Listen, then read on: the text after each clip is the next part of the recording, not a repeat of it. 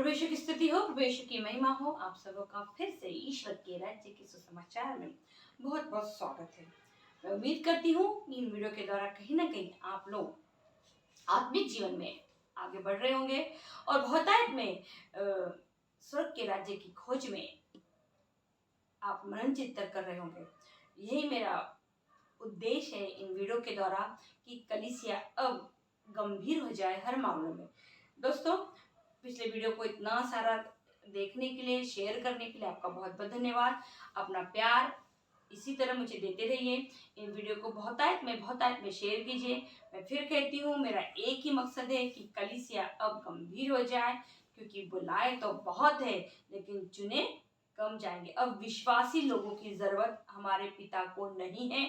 विश्वास को जो कर्मों में ढालेगा वही व्यक्ति धार्मिकता में जाके पूर्ण आशीर्वाद पाएगा। बिना कर्मों के हमारा विश्वास अधूरा है। मैं फिर कहती हूँ, एक बार अगर कोई व्यक्ति 10वीं 12वीं पास हो जाए तो वो फिर से उसकी रिपीट एग्जाम नहीं देता। वैसे ही एक बार बपतिस्मा लेने के बाद भी यदि हमको पाप करते रहे और गुनाह की जिंदगी जीते रहे और यीशु में बने रहे तो ये हमारे लिए एक नामधारी कृष्ण का काम होगा। दोस्तों, अगर यदि वाक्य में यदि हम ईश्वर में बने रहना चाहते हैं तो हमें हर दिन हर पल अपने आप को आत्मिक जीवन में मजबूत करने की जरूरत है।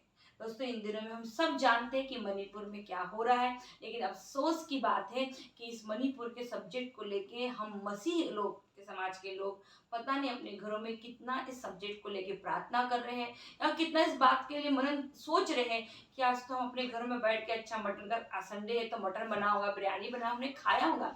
लेकिन उन लोगों को आज 3 महीने से इतने सफर में वो जीवन जी रहे हैं। आज हम छोटे छोटे बातों के लिए बहुत बड़ा प्रॉब्लम क्रिएट करते हैं। आज 3 महीने से बेघर होके घूम रहे हैं, उनके घर की स्त्रियां सेफ नहीं हैं और हम अपने घरों में आज आराम से बैठे हैं। हमको कोई फर्क नहीं पड़ता कि समाज के एक कोने में, इसलिए नहीं सिर्फ कि वो हमारे समाज के लोग हैं, बल्कि इसलिए भी कि वो एक महिला समाज के साथ ऐसा हो रहा है।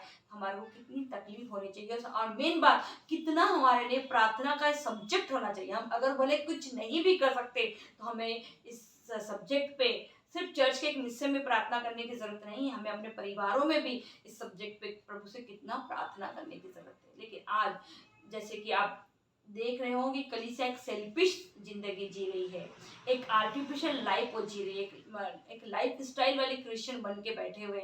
हम चर्च चले गए, हमने घर में प्रार्थना कर लिया, हमने मटन बना के खा लिया, बस। इससे ज्यादा कुछ भी क्रिश्चियनिटी हमारे कैरेक्टर में दिखाई देती नहीं। और यही कारण है कि आज हम इतने भागों में बढ़ चुके हैं कि कलीसिया में कोई यूनिटी दिखाई नहीं देती। दोस्तों, मैं फिर कहती हूँ, यदि आप ईश्वर से जुड़े हो यानी कि आप गॉड से जुड़े हो तो आपको गूगल से अलग होना पड़ेगा। यदि आप गूगल से जुड़ गए हो तो आपको गॉड के साथ आप नहीं जुड़ सकते। क्यों? क्योंकि गूगल आपके पूछने पे जानकारी देता है, लेकिन गॉड सदैव आपके साथ है। वो आपको बनाने वाला है, आपको रचने वाला है। यदि आप उसके प्रति ईमानदार नहीं रहेंगे, अब सारे संसार से जुड़ जाएंगे और उससे अगर अलग हो जाएंगे दोस्तों, तो आपकी परिस्थितियों पे कोई भी कंट्रोल नहीं कर पाएगा। वो हमारा बनाने वाला है, रचने वाला है, और जब जब रचने वाले के खिलाफ हम संसार के लोग गए हैं, हमको उसका भुगतान करना पड़ा था, पड़ा है और पड़ेगा। ये उत्पत्ति ग्रंथ से लेके आप प्रकाशित वाक्य की कहानी पढ़ लीजिए। जब जब हमने हमारे सृष्टिकर्ता के खिलाफ जाके जीवन जिया, हमें उसका भुगतान भरना पड़ा। दोस्तों, मैं फिर कहती हूँ, यीशु 2 धारी तलवार है, वो काटने और छाटने के लिए आया है। तो काटना और छाटना का काम वहाँ होता है जहाँ बढ़ोतरी होती है। यदि आप चाहते हैं कि यीशु मसीह आपके जीवन में तलवार का रूप लेकर आए तो ये बहुत अच्छा बात है कि प्रभु यीशु मसीह क्या करेगा, आपके बुरे आचरण को, बुरे कैरेक्टर को, बुरी आदतों को काटे और छाटेगा। उसको तलवार के रूप में अपने जीवन में स्वीकार कीजिए। आप कब तक उसको, मेरा दयालु यीशु है, उससे अपने गुनाहों की क्षमा मांगते रहेंगे? आप बोलिए, प्रभु तलवार बन के तू मेरे जीवन में आ और मेरे अंदर की हर बुराई को, हर कमी को क्या कर, काट डाल, छाट डाल, ताकि मैं किस योग्य बन सकूं, मैं पिता में फल सकूं, मेरी जड़ें उसमें बढ़ सके और मैं क्या करूं, वो डालियां पिता के साथ हम बढ़े। लेकिन अफसोस है हमारी प्रार्थनाओं का ये सब्जेक्ट ही नहीं है। संसार हमें बहुत डराता है, संसार की ज़रूरतें हमें बहुत डराती है, दो वक़्त की रोटी हमें बहुत परेशान करती है, लेकिन हम कोई बात समझ में नहीं आती। जिस दिन हमारे शरीर से अगर ये आत्मा चली गई, ये प्राण निकल गए, हमारे ये रोटी-रोज़ी का जो प्रॉब्लम है, उसी दिन खत्म हो जाएगा। तो दोस्तों, सिर्फ 2 वक़्त की रोटी रोटी के लिए पिता ने आपको ये जीवन नहीं दिया, उसके पीछे का मकसद जानने की कोशिश कीजिए। मकसद एक ही है कि जो गलती, जो गुनाह अदन की वाटिका में आदम से हो गया, उसकी भरपाई, क्योंकि उसकी आत्मा को वो यूँ ही छोड़ने वाला नहीं है। दोस्तों, हम अगर क्रूस पे आरोहित यीशु को देखेंगे तो वहाँ 3 चीज़ें हो रही है। मत्ती, मरकुस, लूका, यूहन्ना में चारों में भी इस बात का जिक्र हुआ है कि क्रूस पे प्रभु को टांगा गया था। लेकिन वह 3 चीज है जिसका हमें ध्यान देना है। हमें भी इस संसार में रहते 3 चीज पे देना है। सबसे पहला चीज है शरीर, जो कि क्रूस पे टंगा था यीशु का। दूसरा चीज है रक्त, जिसको भाला मारने के बाद सैनिक निकला। वो रक्त मतलब हमारे आदतें, हमारे गुण, हमारे पहचान, डीएनए हमारा। वो डीएनए को लेके, उस रक्त को लेके पिता के पास पवित्र आत्मा लेके गए। और तीसरी चीज है हमारी आत्मा, हमारा सोल। ये 3 चीजों को मिलके मनुष्य बना हुआ है, और ये 3 चीजों का पूरी तरीके से एक में एक से जुड़ा होना बहुत जरूरी है। सिर्फ शरीर का ही नहीं, आत्मा का, सिर्फ आत्मा का ही नहीं, बल्कि हमारे आचरण का। ये तीनों चीजें मिलके ही हमें अनंतकालीन जीवन में प्रवेश करना है। हमें रूपांतरण होना है, अपने शरीर को छोड़ के दूसरे शरीर में रूपांतरित होना है। लेकिन शरीर रहेगा, शरीर को इतने मामूली इसमें हल्के मत लेके भैया मरना ही, ये शरीर मरेगा, इसी कीड़े मकोड़े खा जाएंगे। लेकिन जो शरीर हमको प्रभु देने वाला है, वो महिमान्वित शरीर है, वो रूपांतरित शरीर है, जिसको बुढ़ापा नहीं रहेगा, जिसको झुर्रियाँ नहीं आने वाली है, जो हमेशा उसको बीमारी नहीं रहने वाली है, जिसको कोई कोई तकलीफ नहीं होने वाला, इसका एक्सीडेंट नहीं होने वाला। ऐसा एक शरीर रहेगा, अद्भुत शरीर। प्रभु ने मछली खाई, रोटी खाई, इसका मतलब शरीर था। हम उसको बोला तो हाथ डाल के देख, मैं भूत नहीं हूँ। इसका मतलब हमारे पास शरीर रहने वाला है, लेकिन ये शरीर नहीं। इसको सुसु आती, पॉटी आती, बुरे विचार आते, बुरी कल्पनाएं आती, बुरी सोच आती, ये वाला शरीर नहीं। क्यों? क्योंकि हम सब यीशु की उस रक्त के डीएनए बदल जाएंगे। जब तक हमारे अंदर आदम, इस शरीर में क्योंकि आदम का डीएनए है, इसलिए इस शरीर का नाश होना बिल्कुल बिल्कुल अनिवार्य है। इसका नाश होना बहुत जरूरी है। लेकिन हम सबको यदि महिमान्वित शरीर होना है, तो हमको यीशु के ब्लड में, यीशु के डीएनए में बदलना बहुत जरूरी है। इसलिए बहुत रक्त बहुत जरूरी है। जैसे ही हम उसमें बदल जाएंगे तो हमें भी रूपांतरित शरीर मिल जाएंगे। अगर यदि हमारा शरीर और हमारा ब्लड यीशु के इसमें बदलेगा, तो डेफिनेटली हमारी आत्मा का नाश कभी नहीं होगा। हम एक अनंतकालिक जीवन पिता पुत्र के साथ जिएंगे। दोस्तों, यीशु मसीह को क्रूस के गुड फ्राइडे के दिन सिर्फ हल्के में मत लीजिए कि वो मर गया। सिर्फ वो मरा नहीं, वहाँ पे बहुत सारी चीजें हो रही है जो मनुष्य जाति के उद्धार के लिए हो रही है, जो मनुष्य जाति को वापस अदन के वाटिका में ले जाने के लिए हो रही है। प्रभु यीशु मसीह जब भी पिता, जब भी कोई कार्य करते जाए, जो भी कुछ भी बाइबल में बोलते, उन सब का बहुत गंभीर मतलब है, गंभीर राज है। हम सब के लिए एक ऐसी शानदार जिंदगी पिता ने सोच के रखी है, जहाँ किसी के साथ कोई कंपटीशन नहीं है, किसी के साथ कोई मनमुटाव नहीं है, कोई भूख नहीं है, कोई लड़ाई नहीं है, किसी को छोटा कोई बड़ा नहीं है।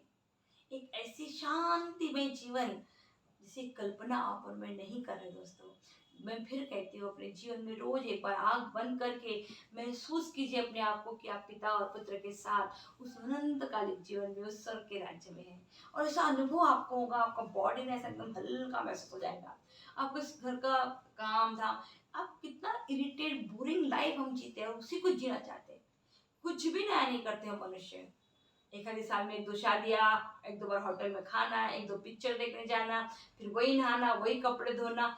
बहुत बोरिंग लाइफ है हमारी। लेकिन पता नहीं इसी लाइफ के लिए लोग मर मर मर मर मर मर कर रहे हैं। कुछ अचीवमेंट नहीं है, किसी एक के भी चेहरे पे हमारे वजह से हंसी नहीं है, किसी एक के लिए भी आशीष का कारण हम नहीं है। हम खुद कमा रहे, खुद खा रहे, खुद एंजॉय कर रहे। प्रभु को जाके क्या जवाब देंगे मुझे नहीं पता। दान धर्म तो बहुत हो रहा है, लेकिन पेट का खाना ना खिलाने से अच्छा कोई आत्मा का खाना खिलाओ। क्यों? ये हो सकता है एक व्यक्ति को आपने खाना नहीं खिलाया तो उसका शरीर मरेगा, लेकिन अगर उसको मरने से पहले आपने मुक्तिदाता उद्धारकर्ता का नाम बता दिया, तो दोस्तों क्या पता मरने से पहले उद्धार पा जाए। शरीर तो सड़ जाएगा लेकिन आत्मा पिता के पास चली जाएगी। इस वक्त सबसे बड़ा महत्वपूर्ण पार्ट है सुसमाचार का जोर शोर से प्रचार करना, और ये बहुत जरूरी हो गया क्योंकि आप देखिए हर जगह इतना भयानक माहौल हो गया है। आप सिर्फ न्यूज खोल के देख लीजिए, एक्सीडेंट से भरा है, मर्डर मिस्ट्री से भरा है, हादसों से भरा है। छोटे छोटे बच्चे मर्डर कर रहे हैं, बंदूक चला रहे हैं, खुले आम हो रहा है सब। ऐसा कोई मैच्योर लोग भी नहीं, 19 साल के 18 साल के बच्चों लोग के साथ जीवन जी रहे हैं।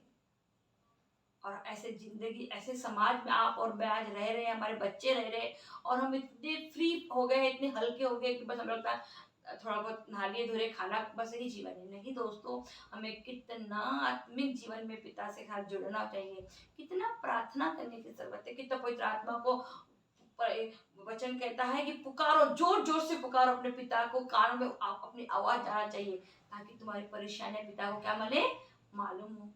और हम प्रार्थना भी ऐसी करते हैं, रट्टे रटाई, तो प्लीज हमारी प्रार्थना वो पिता तक पहुंचती ही नहीं, उस प्रार्थना में सोल होता ही नहीं। जब आप प्रार्थना करते हो तो आपके प्रार्थना करते करते आपके ये जो है ना रोए खुल जाने चाहिए। क्यों? क्योंकि आप पिता से प्रार्थना कर रहे हो, अपने पिता से यार, जिसने तुम्हें बनाया, तुम्हारा रचेता है। आज हमारे बच्चे आत्मिक जीवन से बहुत बहुत दूर है, इसका कहीं ना कहीं श्रेय हम खुद है क्योंकि हमने उसको संसारिक जीवन में आगे बढ़ाया। आत्मिक जीवन में हमने हमारे बच्चे को बढ़ाया ही नहीं। हम संसार में उन्हें सेटल करना चाहते, बड़ी पोस्ट, बड़ा पावर देना चाहते ताकि कोई हमारे घर में आए तो हम बता सके मेरा बच्चा डॉक्टर, मेरा बच्चा इंजीनियर, मेरा बच्चा सीए, वकील। लेकिन ये सब चीजें इसी संसार तक वैलिड है क्योंकि मृत्यु करोड़पतियों को भी आने वाली है और मृत्यु रोड में रहने वालों को भी आने वाली है। और वहां पिता जो मरने वाला व्यक्ति है उससे उसकी पोस्ट, पावर, जॉब नहीं पूछेगा, उसका रंग रूप जाति नहीं पूछेगा, उसको सिर्फ एक ही बात पूछेगा, तुझे मैंने संसार में भेजा था बेटा बेटी, तूने ऐसा क्या काम किया मेरे लिए जिसकी वजह से अब मैं तुझे अनंतकालिक जीवन में दे दूं। दोस्तों मैं फिर कहती हूँ, पवित्र वचनों को प्रैक्टिकल करना सीख जाइए। वचन कहता है दयनीय जीवन की अपेक्षा मृत्यु अच्छी है। यानी इसका बहुत गहरा रूप बता रहा है कि जो जिंदगी तुम रोज रोज जी रहे हो उसमें ब्रेक करो, कुछ नया करके देखो। मत नहीं होता रोज तो हफ्ते में एक आधी बार करो, कुछ करो पर नया। और जो रूटीन तुम्हारा साइकिल चल रहा ना, उस साइकिल से बाहर निकल के, अपने सेफ जोन से बाहर निकल के कुछ करो यीशु के नाम पर, पिता के नाम। और देखो जब आप ऐसा कुछ करने लगोगे ना, जब आप किसी को कुछ, उस दिन एक लड़की सर बुक्स बेचने के लिए मेरे घर पे आई थी और मेरे बच्चे तो सब बड़े हो गए जॉब पे।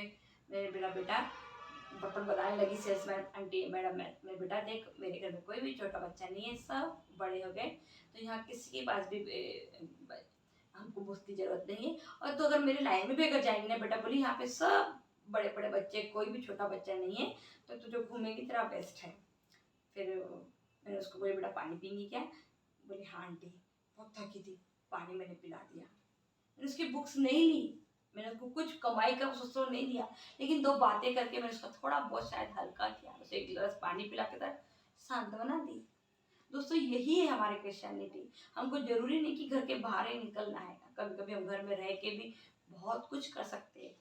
स्पेशली जब सेल्समैन लोग आते हैं या तो हम लोग बहुत चिढ़ जाते हैं क्योंकि कहीं ना कहीं हम सोए रहते हैं, हम कंफर्ट जोन में रहते हैं और उसमें वो लोग आके हमको डिस्टर्ब करते हैं।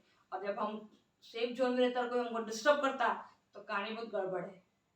तो वही हमारा परीक्षा का उतना समय होता है। प्रभु देखना चाहता है कि हम अपने कंफर्ट जोन से निकल के किसी की मदद करते हो या चिड़चिड़ापन करते हो। दोस्तों आज हम सबों को मसीहत जीवन के बारे में जानने की जरूरत है। हम सबको भी ठोस आहार खाने की जरूरत है। पवित्र बाइबल आपके घर का एक हिस्सा होना चाहिए। जैसे अपना पिक्चर डायलॉग हमें बोलते हैं, अभी पुष्पा पिक्चर आई थी तो सब पुष्पा पिक्चर के डायलॉग बोल रहे थे, झुकेगा नहीं, ऐसा सब। तो ये सब डायलॉग जो आप पिक्चरों को देख के घर में बोलते हैं ना, वैसे ही वचनों को अप्लाई करने का समय आ गया है। लेकिन उसके लिए सबसे पहली बात है कि आपको वचनों के साथ यानी पिता के साथ समय बिताने की जरूरत है। दोस्तों वैसे तो मेरे हर वीडियो का एक ही उद्देश्य है, यीशु मसीह आने वाले हैं या आ चुके हैं, ये भी एक बहुत बड़ा रहस्य है क्योंकि झूठे यीशु बहुत सारे लोगों को दिखाई दे रहे। कोई बोलता है यहाँ पे, आपने ये गूगल पे आप जाके देखेंगे तो पता चलेगा कई ऐसे वीडियो आ गए जहाँ पे लोगों ने यीशु को देखने का दावा किया है। इसका मतलब बाइबल में गलत नहीं लिखा है। यीशु ने कहा अंतिम समय में झूठे यीशु मसीह उत्पन्न हो जाएंगे। तो है ऐसे आज हम सबको मसीह के बारे में जानना और अपने विश्वास को दृढ़ करते हुए अपने कर्मों में आगे बढ़ने की बहुत जरूरत है, क्योंकि संसार आपको जैसा वो चाहता है वैसा ही करने की इच्छा बताएगा कि भाई वो भी ऐसा कर रहा तो तू भी ऐसा ही कर, उन्होंने वैसा किया तो तुम भी वैसा करो। लेकिन यदि आप मसीह में आगे बढ़ना चाहते हो तो आपके यीशु ने आपके बारे में क्या कहा, आपका यीशु क्या चाहता है, ये आपको जानने की जरूरत है। इसका मैं वैसे तो बहुत बड़ा चैप्टर मैं पूरा नहीं पढ़ूंगी, संत याकूब का पत्र इसमें विश्वास और कर्मों का एक बहुत अच्छा बॉन्डिंग बताया है। इब्राहिम के बारे में कि इब्राहिम ने, पढ़ नहीं रही हूँ, आप पढ़िए संत याकूब का 2 अध्याय 9। क्या हमारे पिता इब्राहिम अपने कर्मों के कारण धार्मिक माने गए जब उन्होंने वेदी पर अपने पुत्र इसहाक को अर्पित किया? तुम देखते हो कि उनका विश्वास क्रियाशीलता और उनके कर्मों द्वारा ही पूर्णता प्राप्त कर सका। इस प्रकार धर्मग्रंथ का एक कथन पूरा हुआ, इब्राहिम ने ईश्वर में विश्वास किया और इसी से वो धार्मिक माने गए और ईश्वर के मित्र कहलाए। हाँ दोस्तों, यदि आप और मुझे ईश्वर का मित्र नहीं पुत्र पुत्रिया कहलाना है, मित्र से भी बढ़ की बात बोल रहे पुत्र और पुत्री कहलाना है, तो जरा सोचिए दोस्तों, आप और मुझे कितने अपने कर्मों पे ध्यान, क्योंकि अब पिता पुत्र पवित्र आत्मा तीनों के रूप को हम जानते हैं। पहले लोगों को क्षमा इसलिए मिल गई कि उन्होंने पिता पुत्र और पवित्र आत्मा को नहीं देखा था, दूसरे लोगों को इसलिए पाप क्षमा मिल गई कि उन्होंने पवित्र आत्मा को नहीं देखा था। लेकिन हम तीसरी पीढ़ी है जिसने पिता को भी जानती है, जो पुत्र को भी जानती है और पवित्र आत्मा को भी जानती है। तीन शक्तियां हमारे, एक ईश्वर, 3 शक्तियां हमारे साथ काम करती है। उसके बावजूद भी हमारे जीवन में पाप अगर बना है, गलत जिंदगी का बनी है, तो दोस्तों हमारे लिए सिर्फ और सिर्फ नर्क के अलावा दूसरा कोई रास्ता नहीं है। क्योंकि 3 पावर हमारे साथ है और उस पावर को इस्तेमाल हम स्वर्ग में जाने के लिए नहीं कर रहे, तो मुझे नहीं लगता कि हमें कोई बचा सकता है। अब कोई उद्धार करता नहीं, जैसे मैंने पिछले वीडियो में बताया कि अब कोई उद्धार करता आने वाला नहीं है, न्याय का दिन आने वाला है। तो दोस्तों जरूर इब्राहिम के बारे में और बहुत सारे एग्जाम्पल इन्होंने दिया है, मैंने पूरा नहीं पढ़ा, पर आप पढ़िए कि विश्वास में जब भी जो चैप्टर पढ़ती हूँ कोशिश जरूर कीजिए कि उसको खोल के पढ़िए कि वाक्य में संत याकूब में लिखा है कि नहीं है, क्योंकि बहुत जरूरी चेक करना। पहले की कलीसिया जब भी 12 प्रेरित लोग प्रचार करते थे, वो चेक करते थे घर में जाके कि वो संहिता के 5 ग्रंथ में ऐसा लिखा है क्या। लेकिन आजकल की कलीसिया नहीं करती, चर्च में आ गई, प्रार्थना कर ली, परम प्रसाद खा ली, बैठ। मैं फिर कहती हूँ बपतिस्मा लेने से, परम प्रसाद लेने से आप स्वर्ग के राज्य में जाने का कोई गारंटी आपको नहीं मिलती, क्योंकि आपका प्रसाद, आपका बपतिस्मा ये रीति रिवाज का पार्ट है, सिर्फ लोगों की नजर में क्रिश्चियन बनते, परमेश्वर के नजर में नहीं। एक अच्छा मसीह होने के लिए आपका विश्वास और आपका कर्म दोनों मिलना चाहिए, वरना आजकल की क्रिश्चियनिटी तो इतनी बेकार हो चुकी है, स्पेशली शहरी लोगों की। वो कह रहे हैं खुलेआम से, कह रहे हमको चर्च जाने से क्या मिलता, चर्च जाने से हमको क्या मिलता, फादर हमको क्या देगा, पास्टर हमको क्या देगा। इस तरीके की बातें हम लोग कर रहे हैं, सुन रही है। ऐसे ऐसे क्रिश्चियन लोग प्रभु को नहीं चाहिए। प्रभु को हम जैसे मट्टी के पुतलों की जरूरत नहीं है, वो 1000 बना सकता। हम सेल्फिश क्रिश्चियनिटी, हमको कहने हर किसी से कुछ ना कुछ चाहिए चाहिए चाहिए, लालची ग्रीडी लोग चाहिए हर जगह से कुछ ना कुछ। हम क्या कर सकते वो महत्वपूर्ण पार्ट नहीं है, हमको कौन क्या दे रहा, लालचीपन हमारे अंदर है। तो जरूर इसको देखिए, यदि आपका विश्वास और आपके कर्म दोनों मिल रहे हैं तो आपकी धार्मिकता प्रभु को जरूर पसंद आएगी, और वो विश्वास और कर्म कहीं ना कहीं आपको परमेश्वर के सामने खड़े होने योग्य बनाएंगे, जैसे कि इब्राहिम को बनाया। इब्राहिम क्यों हम बोल सकते हैं इब्राहिम 100% स्वर्ग में, क्योंकि हमने प्रभु के मुंह से दृष्टांत सुना कि इब्राहिम के गोद में कौन था, लाजरस था। मतलब एक ऐसी जगह है जहाँ पे इब्राहिम सेफ रखे हुए हैं, जहाँ पे नरक लोक नहीं है, वो एक ऐसा लोक है जहाँ पे अच्छी आत्माएं, जिन्होंने परमेश्वर के नाम से जीवन जिया, जिन्होंने यीशु के नाम से कोड़े खाए, मृत्यु तक गए, ऐसे लोगों की, ऐसे धार्मिक लोगों की आत्माएं एक अलग झोन में है जहाँ पे सब लोग हैं। मैं उम्मीद करती हूँ, मैं प्रार्थना करती हूँ प्रभु जी से कि सारी बातों का एक ही मर्म है कि हमें हमारे न्याय के दिन के लिए अपने आप को तैयार करना है और सारी बातों का बहुत गंभीरता से मनन चिंतन करना है। दोस्तों अब बहुत समय हो गया डेली विजेस की जिंदगी जीने से थोड़ा अलग जीने का। मेरा रिक्वेस्ट है आप लोगों से, अपने आत्मिक पिता से बहुत सारा बात कीजिए, अपने आत्मिक पिता से अपने सारे प्रॉब्लम शेयर कीजिए, अपने आत्मिक पिता से अपनी जिंदगी की लाइफ का टारगेट पूछे, योजना पूछे कि पिता तूने मुझे दुनिया में क्यों भेजा, और मुझे विश्वास है कि वो आपको जरूर बताएंगे कि क्या है, आपको उसने क्यों भेजा है। मैं उम्मीद करती हूँ मेरे इन वीडियो के माध्यम से आप लोग कहीं ना कहीं आशीषित हो रहे होंगे। दोस्तों, इसके पहले कि मैं वीडियो बंद करूँ, मेरा रिक्वेस्ट है वीडियो को बहुत में शेयर कीजिए। इन वीडियो का एक ही मकसद है कि कलीसिया ईश वचन के मामले में गंभीर हो जाए, और अब बाइबल को मजाक में, हल्के में या ऑल्टर पे रखने के का गलती ना करें। इसे अब अपने रोज के मर्रा के जीवन में प्रैक्टिकल वचनों को बोलना शुरू कर दीजिए। शक्तिमान पिता परमेश्वर, स्वर्ग और पृथ्वी के सृष्टिकर्ता, हमारे स्वर्गीय पिता, मैं आपको धन्यवाद देती हूँ प्रभु जी।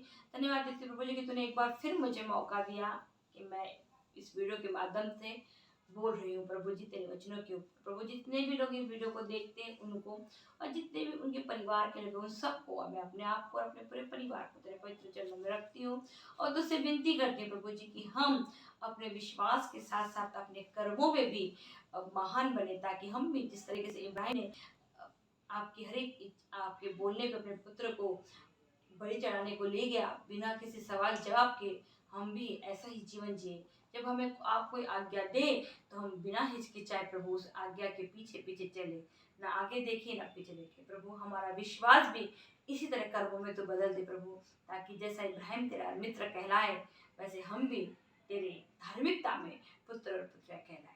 मेरे पिताजी, सारी महिमा, सारा आदर, सारा सम्मान तुझे देती हूँ।